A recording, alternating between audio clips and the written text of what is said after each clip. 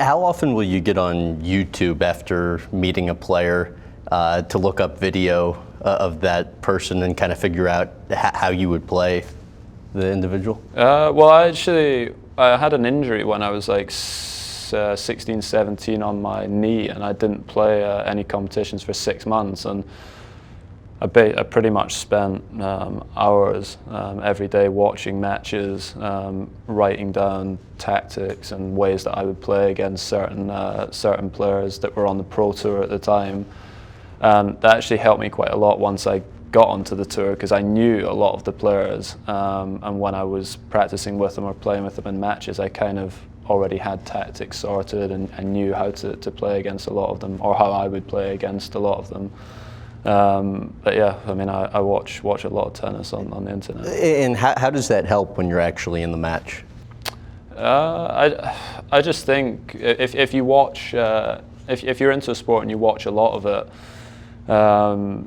you know, as well as obviously play it a lot too, you'll see little things that, you know, not everyone will be able to pick up on. And when you're in the match, in a tight situation, it's very important to be able to think clearly and know what your tactics are and to remember them, because, you know, I watch a lot of boxing, and it's one of those things, everyone has tactics until they get hit, and then the tactics kind of go out the window and people start making mistakes. That the same kind of applies in tennis, that you need to remember when things aren't going your way. You need to remind yourself exactly of what your tactics are to beat every player.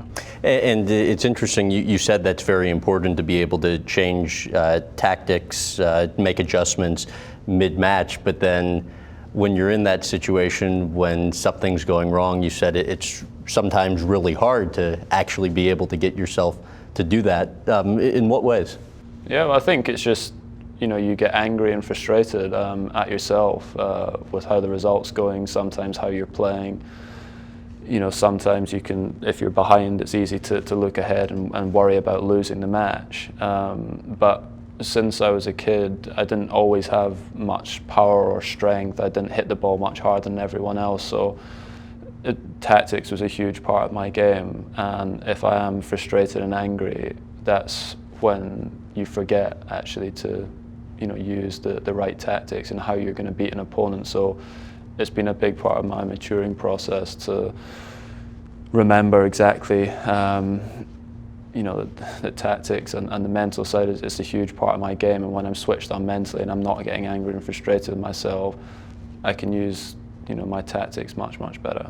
And I was going to say, it's not just kind of physical tactics, it's mental as well. I mentioned I was speaking to your longtime trainer, Jez Green, and he was speaking about how you can determine how to best kind of play a person mentally, whether that's, you know, being very aggressive or being more casual. How does that help, and how do you go about determining that? Yeah, I think a lot of that comes with experience in playing matches. You start to understand, you know, how to play against certain opponents and also how to play certain situations. You know, there's certain points in matches where it's important to make sure you don't make a mistake, and just make every single ball and force your opponent into an error. And sometimes you need to be aggressive and you need to be the one dictating, and that's something that you basically learn just from playing matches, gaining more experience that way.